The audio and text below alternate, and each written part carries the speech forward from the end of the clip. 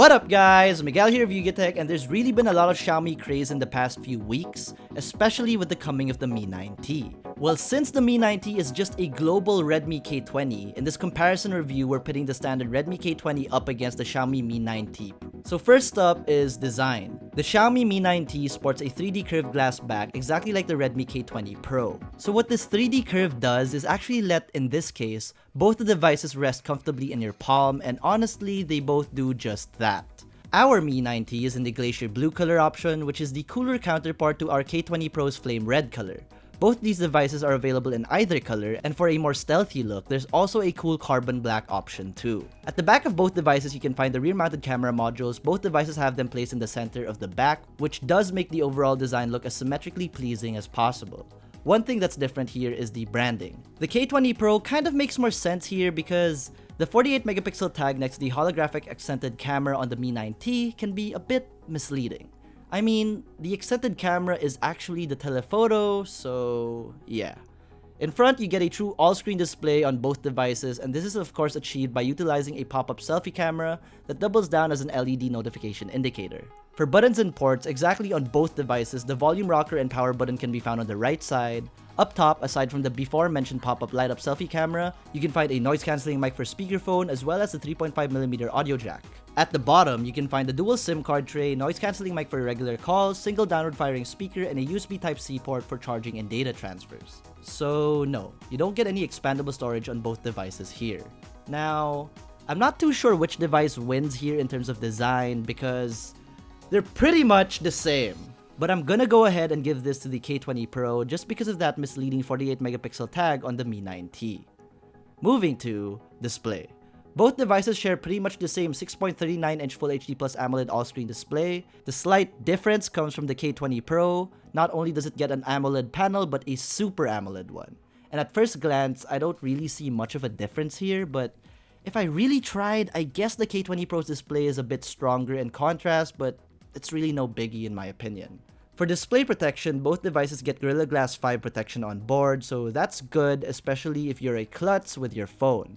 When it comes to media consumption, you can't go wrong with any of these devices here because, again, they're both pretty much the same. And honestly, the display is pretty sweet since you don't get any obstructions here at all. Both devices also have the same single downward firing speaker, and they both aren't the best single speakers I've heard from a phone, but at this price point, it's pretty much acceptable. I envision most users for both these phones to be enjoying their music wired in. Okay, so for display, it's actually gonna be a tie for me here. The Super AMOLED panel on the K20 Pro doesn't make such a big difference compared to the Mi 9T's panel, so yeah. Checking out performance now. For hardware, the Xiaomi Mi 9T is equipped with a Qualcomm Snapdragon 730 chipset and an Adreno 618 GPU. K20 Pro, on the other hand, gets the flagship level Snapdragon 855 and an Adreno 640 GPU. I guess it may seem in this case that red flames burn hotter than blue. For configurations, the Mi 9T is available with 6GB of RAM plus 64 or 128GB of internal storage. With the K20 Pro, you can get 6GB of RAM plus 64 or 128GB of internal storage, or 8GB of RAM plus 128GB or 256GB of internal storage. For software, you get Android 9 Pie out of the box skinned with MIUI 10 on top for both devices. MIUI feels like a pretty efficient interface that doesn't tax on the battery so much, and in terms of design, I do actually like it. The problem is, I don't feel comfortable on MIUI, and it's really more of a preference thing here. When it comes to performing regular tasks, you won't see much of a difference here, but when it comes to gaming, I'm pretty sure it's obvious that the Mi 9T's bigger Chinese brother takes the cake here. I mean, this is supposedly the Pocophone 2 after all. For those interested in benchmark scores, I'll have them flash on screen now. When it comes to battery, both devices share the same 4000 mAh cell and the same 18W fast charging capability. In our standard video loop test, which entails the phone being at 50% brightness, 50% volume, airplane mode turned on, and with headphones plugged in, the Mi 9T yielded 18 hours and 53 minutes. While the K20 Pro got us a crazy 27 hours and 36 minutes. That's 2-day territory, people. When it comes to biometrics, you get optical facial recognition as well as an optical in-display fingerprint scanner on both devices. In terms of unlocking speed, they're both again pretty much the same, so expect the same level of security for both as well. So for overall performance, I think it's pretty obvious. I'm giving it to the K20 Pro for its flagship chipset and amazing battery life. Last but not the least, the cameras. Starting with the rear, both devices get a triple camera setup composed of a 48 megapixel main shooter, an 8 megapixel telephoto, and a 13 megapixel ultra-wide. On the front-facing side of things, both devices also share the same 20 megapixel sensor. Starting off with this first shot of our RGB RAM, it seems that having the exact same camera hardware doesn't mean you get the exact same result. Here, I notice a very minute difference in dynamic range, but nonetheless, they both look good. In this next shot, I instantly prefer the K20 Pro's image. Overall exposure is better and dynamic range as well is a notch better. I also prefer the overall color reproduction on the K20 Pro here. Here we have the same shot from the Mi 9 SE comparison, and as I recall, the SE handled this shot by bumping up the contrast a bit more. Here we can see that like the Mi 9T, we still get a bit of a haze here on the K20 Pro, though like in the SE comparison, I'm giving this the K20 Pro for having a slightly more contrasted image that I do prefer in this shot. In this next shot, you can really see the difference in color reproduction here. The K20 Pro's shot also looks more vibrant in my opinion. For portrait mode, we have a Rel here, and if you zoom into his hair, you can notice that the subject background separation of the K20 Pro is better. Skin tone can be a bit of a preference, but I do again prefer the K20 Pro's shot here too. Maybe the beefier processor is behind all of this. I'd like to think so.